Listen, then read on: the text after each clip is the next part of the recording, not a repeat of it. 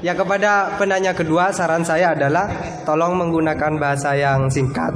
Terus yang kedua juga jangan takut dengan kata-kata intimidasi dari Gus Baha ya.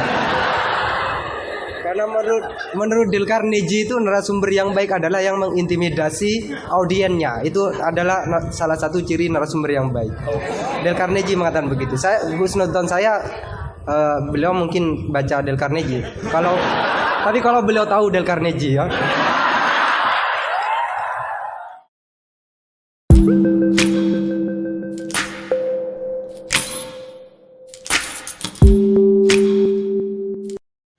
Semoga saya dimaafkan oleh Gus Baha dan diampuni oleh Allah bahwa saya telah mengatur beliau, karena betapapun kata beliau aturan prosedural ya harus tetap di bawah taklimu taklim.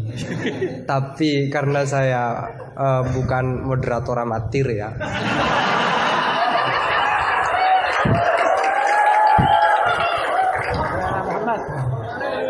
Jadi karena bukan moderator amatir, saya pakai yang satunya, bahwa akhlak itu harus di bawah hukum. Dan dalam konteks musyawarah ya moderator adalah kekuasaan tertinggi.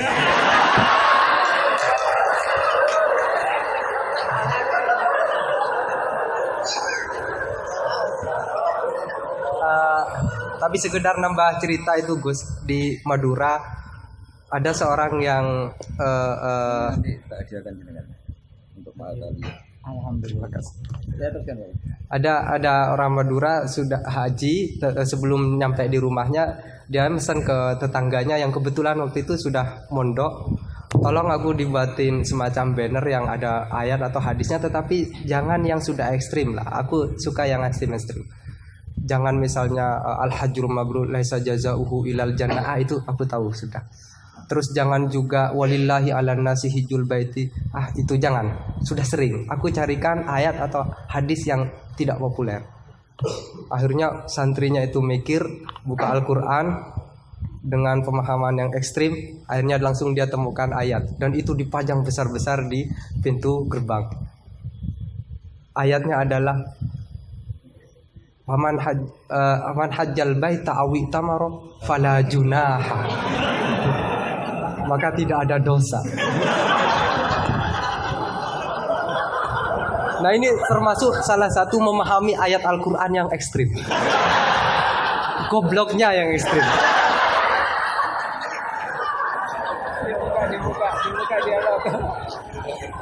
Baik, silakan dua pertanyaan, dua penanya ya. Gus Husen, Putri juga ada, silakan kalau ada. Ya, satu putra, satu putri. Kalau putri gak ada, gak apa-apa.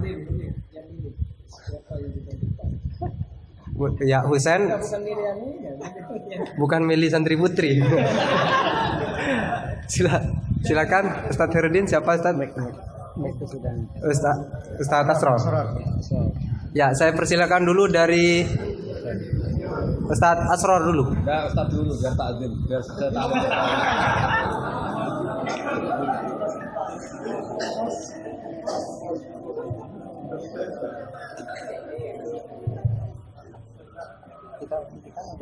Assalamualaikum warahmatullahi wabarakatuh.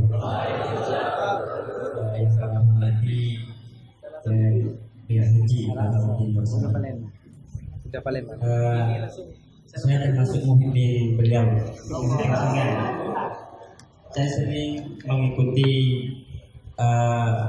kajian-kajian jenengan di YouTube. Saya pernah dengar begini. Jadi ketika beliau mengutip di Syajaratul Ma'arif, waktu beliau mengisi di Dirboyo kalau tidak keliru, kemudian saya langsung cari PDF-nya Syajaratul Ma'arif, karena memang selain sulit bacanya, juga sulit bacanya. Tapi insya Allah itu meski mudah dipahami memang Syajaratul Ma'arif. Saya banyak berterima kasih karena waktu di mana hari saya belum tahu kitab Syajaratul Ma'arif karya Izzuddin bin Abdus Salam itu yang dibaca di sini memang mirip Qoyatul Usul, sehingga ketika pindah ke Syajaratul Ma'arif tidak terlalu sulit seperti memahami Lubul Usul memang. Beliau salah satunya adalah ayat yang dibaca Ustaz Wahid tadi itu paman hajjal baita wa tamara fala junaha alaihim itu kemudian disimpulkan bahwa apa namanya jangan sampai Enggak bahasa Arab saja biar kelihatan halus. oh tarkul hak dilihat di bati itu nggak boleh. Enggak, tapi enggak begitu Raja. Saya mau bahasanya Enggak, saya enggak bahasa. bahasa saya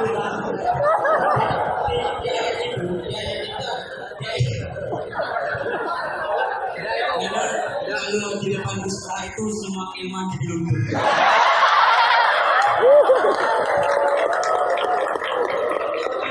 Wahaluddin itu kan kebanggaan agama. Meskipun beliau mengatakan dengan sombong-sombong itu karena sudah jadi dari awal menjadi kebanggaan agama, jadi biasa. Ustaz Wahaluddin ini di kalangan kita Ustaz yang paling top. Tapi ketika Gus Bah yang lebih alim saya itu biasa saja. Gus Bah ini sudah namanya saja Bahaluddin. Di ayat tadi itu wala junaha alaikum dan diceritakan di situ memang dulu ada patung-patung begitu sehingga disimpulkan oleh ulama bahwa tarkul hakli lihat di batin itu tidak apa-apa. Apa namanya? Tak boleh. Jadi tarkul hakli lihat di batin tak boleh. Saya ini jadi penonton. Yang ingin saya tanyakan begini Gus. Dalam kitab Fajuri yang sering dikaji teman-teman Maharani, isi Al-Quran itu kan cuma 9. Oh. Iya, isi Al-Quran kalau disimpulkan kan cuma 9. Mulai dari yang halal, haram, kemudian qisas, kemudian tanzir, tausyir dan ada 9. Saya lupa itu disihirkan oleh Syekh Al-Bajuri disihirkan. Saya tadi lagi enggak mau disihir. Tapi itu ada nanti saya di bab head nanti saya persilahkan ke teman-teman di bab head itu di bajurinya ada siiran tentang isi Al-Quran cuma ada 9 sehingga bagi beliau kan karena sudah ada halal haram dan begitu itu ketika ada al-qisah fil Quran dijadikan hukum seperti tadi itu menjadi suatu yang sepertinya kurang seperti ini lagi cerita tentang Nabi Ayub itu oleh Allah khud biyadikadhatan fadrib bihi wala tahnas. Enggak khud liru itu. Wah khud biyadikadhatan fadrib bihi wala tahnas. Ayat ini kalau di Rawaiul Bayan itu menjadi dasar kebolehan hilah dalam fikih. Quran buang satu huruf nggak boleh. Boleh Gus. Boleh. Ini enggak iktibas ini karena. Ndak iktibas. Oke. Wala ya'talul fadli minkum ayyutu itu membuang Ayat tadi apa? Wala ya'talul fadli minkum wasa'ati ayyutu ulil qurba wal masakin wal Bukan buang itu tatmin. Kalau kamu tadi buang waktu. Motifnya nggak tepat. Beda ya? Beda katanya beda. Jadi saya ini jadi tidak ada apa-apanya. Tapi saya lagi pertanyaan saja biar Iya. tidak tambah dibully saya. Saya di sini dibully. Pertanyaan saya begini. Yang pertama. Kisahul Quran seperti kisah Nabi Ayub tadi. Itu kemudian oleh ulama dijadikan dasar sebagai jawazul hiyal. Jadi boleh hilah begitu. Karena Nabi Ayub itu bersumpah untuk memukul istrinya sebanyak 100 kali ketika beliau sudah sembuh. Dan tapi oleh Allah kemudian diperintah wahud biar dikata cukup pukul pakai rumput saja sebanyak 100 kalau di Rawaiul Bayan. Nah ini kemudian jadi dasar bahwa hilah itu boleh dalam Rawaiul Bayan. Ini yang pertama, itu kan qisah kemudian jadi hukum. Padahal isi Al-Quran sudah dibagi-bagi jadi halal, haram, tanzir, tafsir, qisah dan semacamnya itu. Kemudian yang kedua, Banyak betul. Cukup. itu pertanyaan, oh sudah ya. Cukup. Ya di situ aja kok kamu lari tinggal. Saya kalau di sini nggak bisa melihat wajahnya Gus Bah. Saya mau di belakang saja di kursi. Ya, memang harus jauh ya biar tidak terlalu takut. Bunyinya nggak terlalu langsung. Tapi ya kepada penanya kedua saran saya adalah tolong menggunakan bahasa yang singkat. Terus yang kedua juga jangan takut dengan kata-kata intimidasi dari Gus Baha ya. Karena menurut Dale Carnegie itu narasumber yang baik adalah yang mengintimidasi audiennya. Itu adalah salah satu ciri narasumber yang baik. Dale Carnegie mengatakan begitu. Husnuzon saya beliau mungkin baca Dale Carnegie. Tapi kalau beliau tahu Dale Carnegie ya.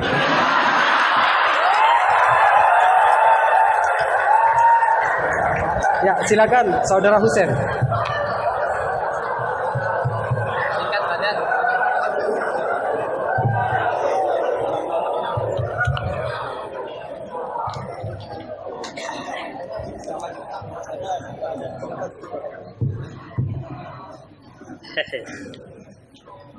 Assalamualaikum warahmatullahi wabarakatuh. Nama saya Ahmad Husen dan siap dikatakan goblok karena bertanya. Gus Baha ini berapa bulan yang lalu diangkat sebagai Rois Suriah PBNU dan itu tidak melalui proses kaderisasi melalui ranting MWC dan seterusnya.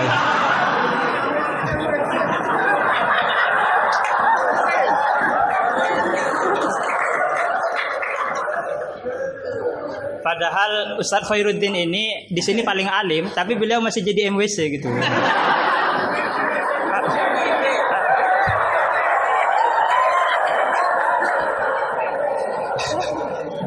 Ya, terima kasih.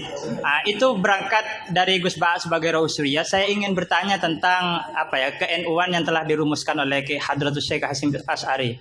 Karena beliau kalau misalnya nanti tidak bisa menjawab berarti diragukan ke Rois Suriahnya. Oke. Di dalam risalah atau konun asasi Jam'iyah Nahdlatul Ulama disebutkan bahwa secara keagamaan NU menggunakan sistem bermazhab atau mazhub. Serius ini Gus. Yang pertama dalam akidah, terus fikih dan tasawuf. Nah, dalam fikih misalnya NU menganut Abu Hanifah, terus Malik bin Anas, Muhammad bin Idris Asy-Syafi'i yang lahir tahun 154.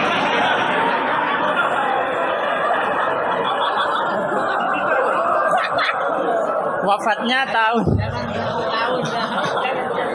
tahun 205. Akhirnya berapa? 154. Mungkin kitab saya ditahrif itu Gus. Apa? Umurnya Imam Syafi'i berapa? 63. Oh iya. Ya intinya umurnya pendek. Lahirnya Imam Syafi'i tahun berapa? 50, pokok 50 lah. 150 tambah 204. Iya, 204. Kalau Al-Ghazali wafat 505. Nah, iya. Ya pertanyaannya gini Gus. Pertanyaannya gini, bahwa sistem bermadhab NU itu yang pertama adalah Al-Quran, As-Sunnah, Ijma' dan Qiyas. Sementara dalam aspek lain NU menganut mazhab Abu Hanifah, Malik bin Anas, yang mana salah satu masadirul ahkamnya adalah misalnya Abu Hanifah menggunakan istihsan, Imam Malik menggunakan amalu ahlil Madinah. Nah, ini seperti ada kontradiksi atau kontradiksi interminus istilahnya itu. Di satu sisi pakai kias, tapi di sisi yang lain kok menerima istihsan gitu, menerima amalu ahlul Madinah. Padahal dalam sistem beragama NU itu landasan keagamaannya adalah Al-Quran, As-Sunnah, Ijma' dan Qiyas. Tapi di dalam ruang lingkup yang lebih dalam bermazhab Abu Hanifah, itu Abu Hanifah menggunakan istihsan. Ini perlu ditambah rumusan Ahlus Sunnah wal Jamaah atau saya yang salah memahami gitu. Jadi yang dimaksud Qiyas di situ apa Gus itu? Kalau misalnya kias hamlu maklumin ala maklumin sebagaimana dalam Goya halaman berapa ini? Terima kasih. Jadi yang dimaksud kias dalam rumusan Ahlussunnah wal Jamaah itu gimana? Karena masih ada istihsan gitu kan, ada kontradiksi gitu. Kok kias diterima, istihsan juga diterima gitu. Terima kasih. Semoga Gus Baha paham ya. Ini yang semoga yang nolar itu bukan hanya GR-nya ya, tapi juga ilmunya beliau semoga nolar. Amin. Saya persilahkan kepada Kiai. Enggak dijawab gurunya aja cukup. Ini sama Abdul Wahid. yang ini.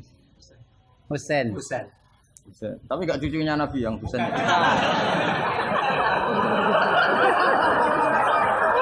Karena ini juga Husain ya.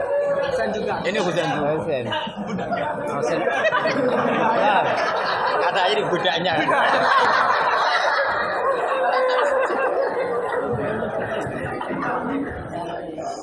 Ini yang jelas ini hari ini benar-benar kacau.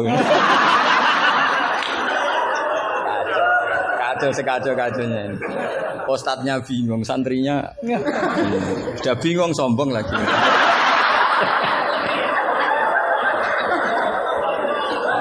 Yang boleh sombong tuh yang sudah ada bingung-bingung. Tapi agak apa-apa, saya maafkan ya. Memang itu satu-satunya cara dia untuk menang gitu. Ya. Saya jawab tadi yang dari Ustadz apa Asrar. Itu yang penuh misteri mana Asrar. Asrar itu maknanya kan banyak rahasia. Itu terjemahan bebasnya penuh misteri. Nggak tahu punya misteri apa tadi. Tadi tanya gimana yang tentang apa khilah sama apa? Sama nanya ulang. Coba ulang. Apa? Begini ya, kitab Sajaratul Ma'arif tadi kutipan Anda tak luruskan itu tagnya di Sajaratul Ma'arif saya hafal, judulnya itu la yutrakul haqqu li ahdilil batil, ya enggak? Itu mesti persis begitu. Yang kamu tadi pasti tidak persis itu. Saya ini hafal Quran, jadi ingatan saya normal.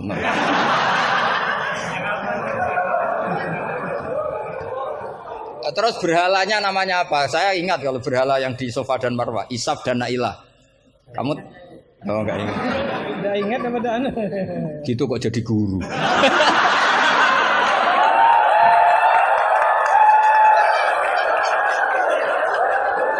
Bisa. Jadi maksudnya itu mungkin jadi gurunya sah karena muridnya lebih bodoh. Tapi yang nggak sah itu gini loh. Wong kelas gitu kok melawan saya itu loh. Itu sangat nggak sah itu. Jadi ibaratkan saya ini sudah tisen dilawan Elias Pikal, bisa mati. Bisa mati.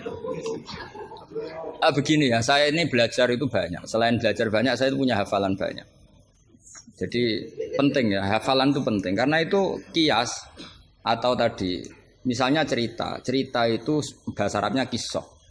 Tapi asalik anil kisah ilal iktibar itu adalah maslaku ahlil akhyar. Itu masyhur itu dawuh ulama. Jadi dari cerita kemudian diiktibar itu maslakul akhyar manhajnya orang-orang pilihan. Sehingga cerita ini sebetulnya idzoh atau mau idzoh atau kisah ini menjadi iktibar. Dan iktibar masuk yang di antara yang 9 itu. Misalnya begini, sampean guyon di sini. Itu kalau bapak saya masih sugeng, sampean guyon gini dibiarin. Bapak itu pernah sama saya mau manggil santri. Kemudian di kangkang itu baru guyon, itu bapak balik. Kembali ke dalam nggak jadi manggil. Padahal mau manggil karena ada tamu disuruh melayani tamu. Kata bapak gini, Pak kenapa kembali? Santri itu fakir rada duit. Kok iso guyon itu barang mewah. Maka mengganggu itu haram katanya. Wong fakir ngono kok iso seneng itu luar ya. Mengganggu kesenangan orang fakir adalah dosa. Makanya kalau sampean GR mengalahkan saya monggo mawon.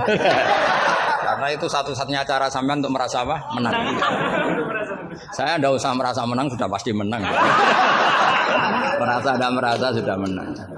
Ya coba polling saja. Gus Bah sama Ustaz Asrar alim mana? Saya tidak usah jawab.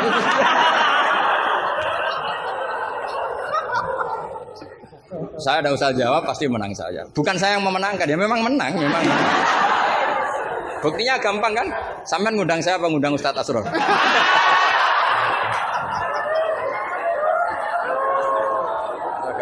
Jadi yang angkuh itu sampean, bukan saya kan, bukan saya. Jadi iktibar itu maslaku ahli akhyar. Termasuk yang saya kagum dari kitab Sajaratul Ma'arif adalah ketika malam itu ada rapat, dengerin ya, malam itu ada rapat bahwa besok Musa harus ditangkap. Di antara yang rapat itu adalah ada rojulun sing yaktumu imanah, yang disebut waqala rojulun min ali fir'aun apa yaktumu imanah. Karena dia ikut rapat, kemudian dia bocorkan ke Nabi Musa ya, wajah apa min aqsal madinati seterusnya itu yang innal mala ya'tamiru nabika. Itu wajah rajulun min aqsal madinati apa? Yas'a. Qala ya Musa innal mala ya'tamiru nabika. Itu si rajul ini pagi-pagi, mungkin bukan pagi ya, setelah rapat itu langsung bergegas nemui siapa?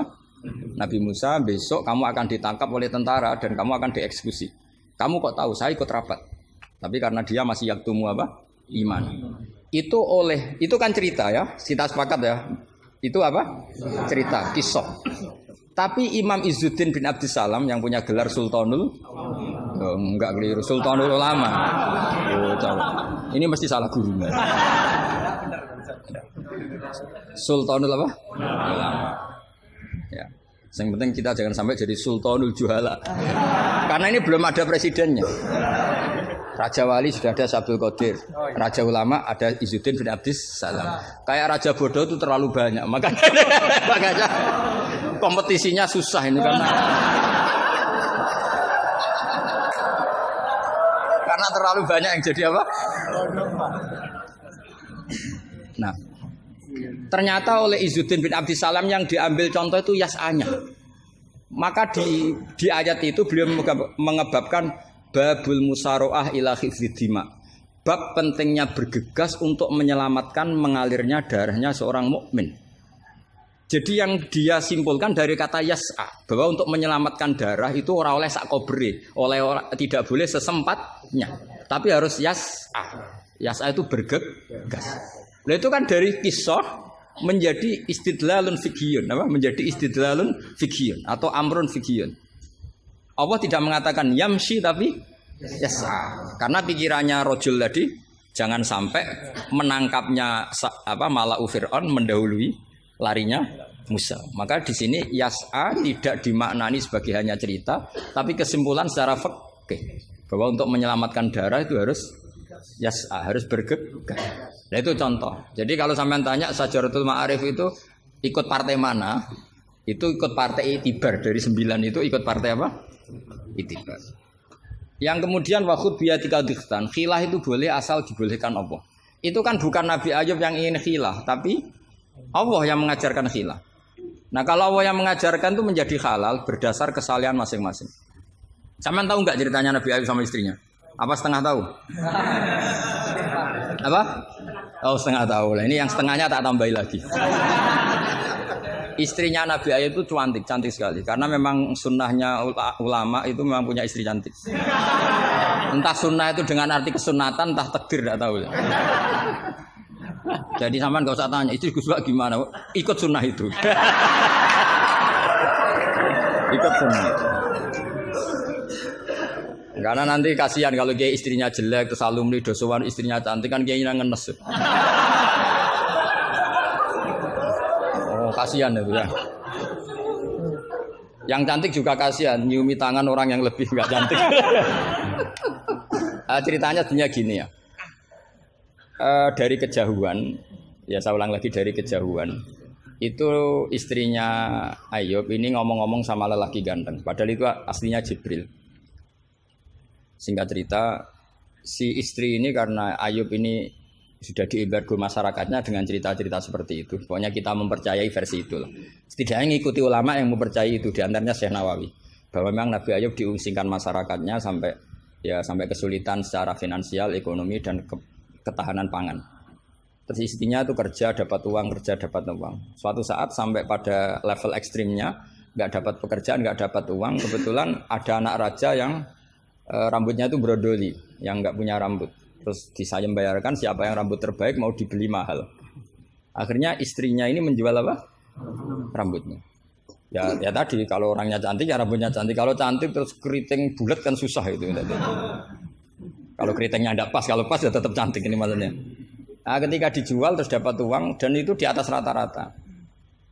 Si Nabi Ayub ini curiga. Ya bawaan seorang suami yang punya istri cantik. Kalau jelek kan gak gampang curiga. Terus buder keriting welek kan suaminya agak gampang curiga. Kok dapat uang banyak ini dari mana? Singkat cerita dengan tanda kutip kesalahpahaman ini menjadikan beliau agak latah bersumpah la adribannaki mi'ata sautin, kamu akan saya pukul mi'ata sautin. Akhirnya Allah ini kan yang Ayub ya orang soleh, cemburu itu sah karena seorang lelaki, seorang suami.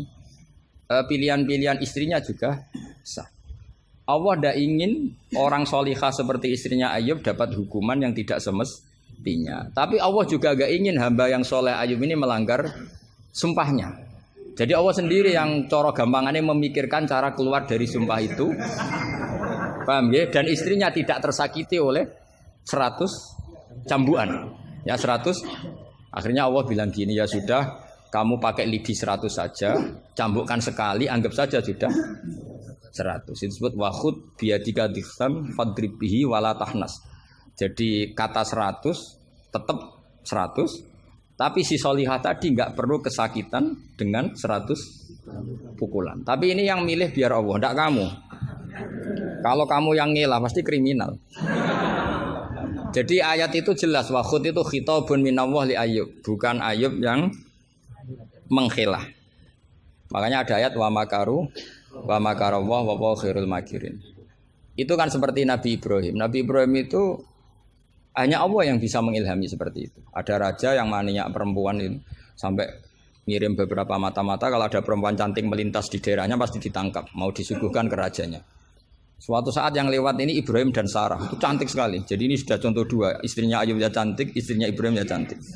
Karena yang cantik sudah jadi istrinya para nabi, mungkin kamu ini yang nggak tahu saya kebagian apa enggak itu.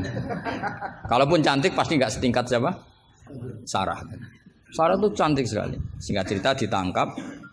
Kemudian Sarah ini mau diperistri oleh raja. Ketika Ibrahim tanya, perempuan ini hubungannya dengan kamu apa? Nabi Ibrahim pinter karena raja ini maniak perempuan. Kalau dijawab suami pasti dibunuh karena suami itu problem. Ya bagi raja yang maniak perempuan ini kan suami itu problem. Tapi kalau saya jawab ukhti, ipar pasti dihormati. Karena kalau dijawab ukhti kan iparnya orang cantik. Kayak Kangkang yang punya adik cantik pasti dihormati ustadznya. Wah itu pasti. Sampean goblok lah punya adik cantik terus ustadz kamu tahu itu aman tak jamin. Karena ustadz potongan gini tuh pasti dah ikhlas tak jamin. Imannya pasti guncang itu Pak. Kamu punya adik cantik terus tidak mukhafadzah. Sudah ada dikasih ustadznya ya sudah Pak tidak jadi ipar. Oh, udah lulus aja. Termasuk barokahnya lelaki itu memang punya adik cantik itu kalau tepat di garwo kiai, kamu kakaknya kiai. Banyak orang awam tahu-tahu mertuanya kiai. Barokahnya apa? Punya anak cantik itu memang berkah.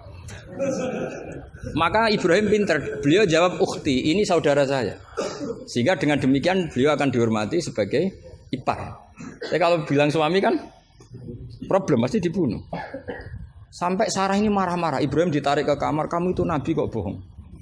Jadi Sarah itu unik, kecewa dia punya kamu itu nabi kok punya, ya nabi suami kok. Kalau suami bohong biasa, ini suami ya nabi.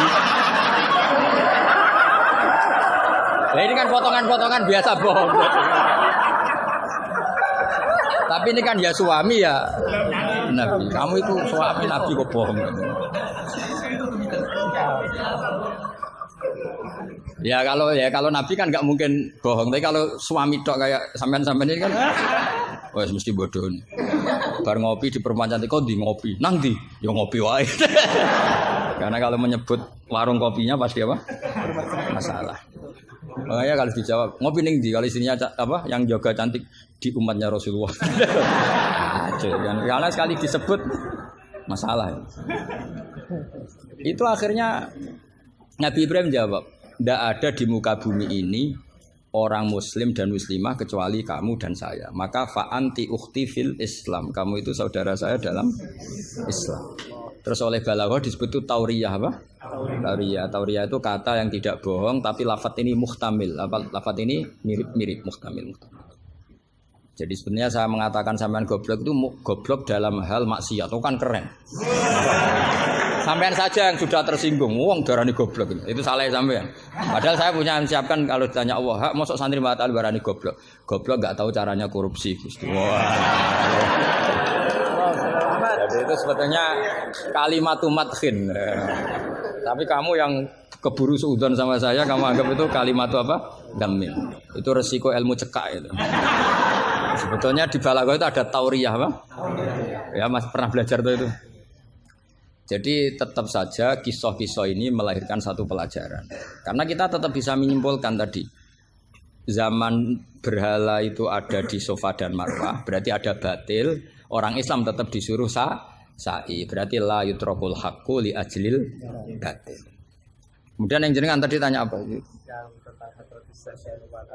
Sampean pernah baca kitab itu? Khatam? Oleh menindak kok fasih. Benar-benar jujur. Benar-benar jujur. Yang tentang itu saja. Ya, enggak yang tentang qadhiyah itu paham. Redaksinya apa bahasa Arabnya? Wa yalzamu alal ami at-tamadzub. Terus bimadzhabin. Kitab itu yang termasuk mengkaji detail itu saya. Saya termasuk saking seringnya mengkaji itu pernah diberi hak keluarganya Basim di kamar Basim yang dipakai ngarang kitab itu dan di kursi yang dipakai Basim ngarang kitab itu. Jadi sudah jauh sekali ini kelasnya.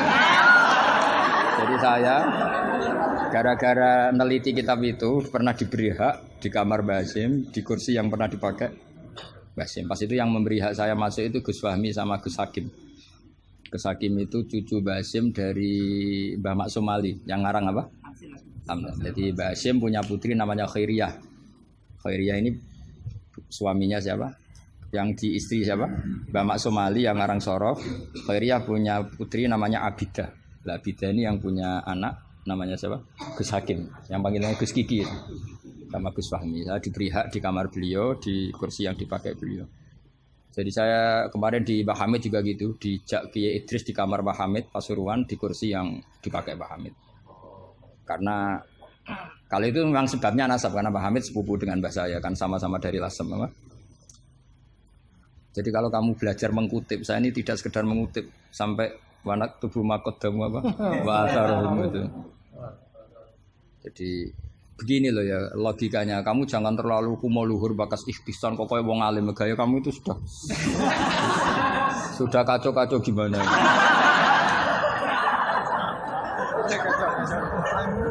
Kayak parah ya. Cerminan ajaran gurunya ini kacau.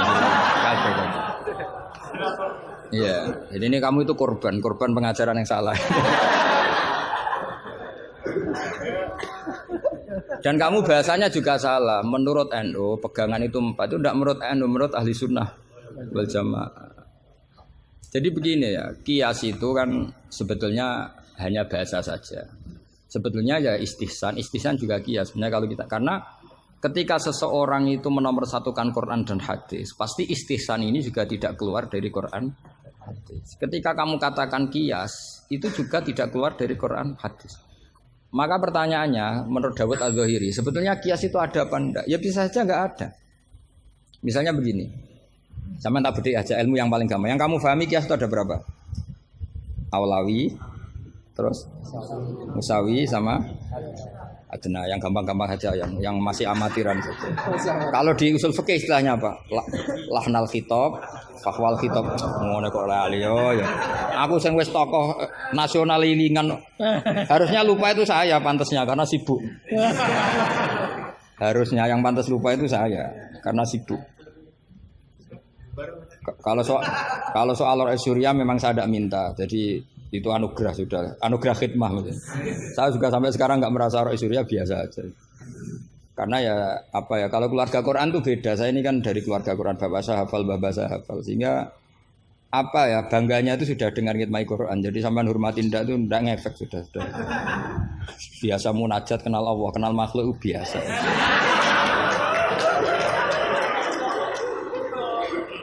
Biasa ma'rifatullah dijak ma'rifatul khalqi. Begini misalnya ya, sampean tak bedheki misalnya gini. Fala taqul lahuma uffin atau innal ladzina yaquluna amwalal yatama zulman. Kita paling gampang kalau kita ngajari Mahat Ali seperti ini, yang gurunya saja meragukan ini, yang guru kepala. Itu kias paling gampang tentu kita katakan gini. Allah mengharamkan memakan harta anak yatim. Ilatul hukumnya apa coba? Ifsad kan? Nah, kalau aklu itu haram karena ifsad, maka ikhraq lebih haram. Kalau ufin yang adnal iza, ya ufin muni janjuk pada orang tua atau hus. Ya. Kalau adnal iza paling ringan saja haram, apalagi nabok, apalagi menterlantarkan orang tua gak dikasih uang sampai utang-utang tonggo itu ya iza itu. Nah, itu terus kita lebih gampang kita katakan tuh kias apa? Aulawi. Tapi itu gampangnya saja. Tapi butuh ulama itu hanya satu. Orang nggak boleh terjebak oleh teks.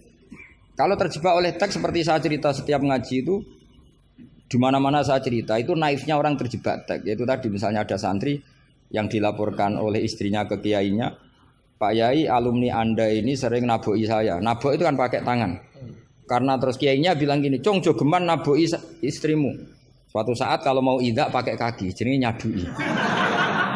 Akhirnya istrinya lapor lagi, Pak Yai sekarang ganti model, tidak naboi tapi nyadui. Santrinya dipanggil lagi, "Loh kenapa kamu masih nyadui? Kan yang haram naboi Pak Yai. Kemarin yang Anda larang kan naboi, kalau nyadui kan belum dilarang. Belum ada undang-undangnya kan kira-kira. Nanti yo nendang yo haram pisan. Hari berikutnya ngidoni, ngeludahi. Itu kan korban tekstualistik. Kalau dia cerdas, hurmatul idza itu yang haram tuh idzanya. Nabo iya idza, nyadu iya idza, meludahi juga idza, membiarkan miskin juga idza. Nah, seperti itu sebetulnya andekan kita dzauqus salim, sebetulnya enggak perlu itu kita katakan kias apa enggak. Zaman sahabat juga enggak kenal kias, tapi tahu kalau maknanya pasti seperti itu. Pasti maknanya seperti itu.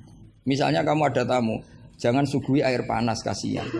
Terus kamu suguhi adem tapi peceren. Sementing enggak air panas. Itu kan santri gila. Jadi sebetulnya dengan atau tanpa istilah kias maupun istihsan, itu adzauqus salim itu pasti tahu. Makanya termasuk kitab yang saya kagumi itu Sarah Imriti, Fathur Rabbil Bariyah, itu kitab kecil yang nyarai apa? Imriti atau Marioto itu kalau yang kalau baca Imriti tidak bisa ya Pak? Marioto itu. Itu di situ diterangkan fama fatahum illa mujarradul istilah. Jadi kalau kamu tanya kenapa sahabat tidak belajar nahwu, tidak belajar i'lal, tapi mereka punya salikoh, punya tobiah yang menjadikan mereka ya kalau ngendikan ya doroba zaidun amron atau marortu bi zaidin. Tapi mereka kalau kamu tes, misalnya Abu Bakar buat tes, zaidun jenenge opo? Doroba zaidun amron, terus amron jenenge opo? Ya ora iso pinter sampean mesti. Sampean pinter zaidun fa'ilun marfu'un wa alamatu rafi'i dhammatun dhahiratun qali annahu ismul mufrad amron maf'ulun bih mansubun wa alatun.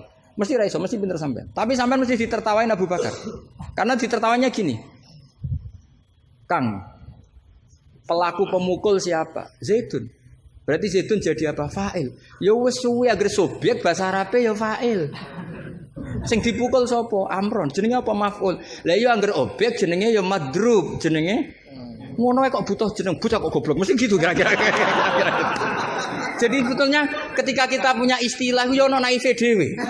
Wong karuan pelaku yo bahasa Arabe mesti fa'il. Wong karuan objek yo jenenge maf'ul. Lah Anda masih bangga dengan istilah itu. Loh iya kan? Agama ini kan mengajarkan kebaikan. Tentu sesuatu yang kebaikan itu dianggap agama. Makanya Abu Hanifah membolehkan istihsan.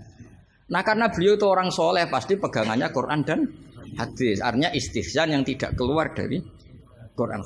Ya sama kita bahasakan itu kias, mereka bahasakan nggak ada masalah. Dan zaman sahabat nyon saya udah tahu istilah itu semua, memang nggak perlu tahu karena masih punya dzauqus salim. Makanya sahabat itu pinter sekali kan, tapi nggak perlu kamu tes. Karena kalau kamu tes juga guyu.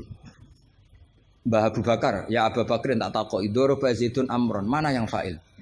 Mesti guyu. Wong karuan sing mukul Zaid ya fa'ile iku. Zaid. Maknane fa'il itu pelaku. Amron maf'ul bi. Mesti ya anggar korban objek jenenge Amron. Oleh wong di ilmu ngono kok bangga. Cara Abu Bakar mesti iki cerita. Makanya disangkan fama fatahum illa mujarradul istilah. Sahabat itu hanya enggak tahu istilahnya tapi membacanya sudah benar. Nah, kenapa enggak tahu? Memang enggak ingin tahu, wong gitu saja kok perlu tahu. Loh kok udah tahu ya? Coba lam itu namanya apa? Jazim. Berarti yadrib namanya madzum. Terus Abu Bakar mbok warani. Yadribu, kenal lam menjadi lam yadrib. Lam jazim, yadrib madzum. Yo wis suwe le jong-jong angger amile. Inna Zaidan qaimun, inna amil Zaidan makmun. Mesti yo Abu Bakar suku ya. Jong-jong ra ilmu ngono kok seneng merakaruan. Ya mesti wae. Itu kan makanya dulu bahasa Arab dulu itu tidak ada kata zaujah. Kata zaujah itu bid'ah gitu. Hasanah bodolala tidak tahu, pokoknya bid'ah. Di Quran enggak ada loh bahasa zaujah. Mbak-mbak ini perlu tahu, enggak ada bahasa zaujah. Coba. Asa rabbuhu in tallaqakunna ayyubdilahu azwajan. Azwajan jamaknya zaud apa jamaknya zaujah? Loh, azwajan jamaknya zaud. Azwajan jamaknya apa? Zaud. Di Quran nggak ada bahasa zaujah karena maknanya zaujun itu pasangan.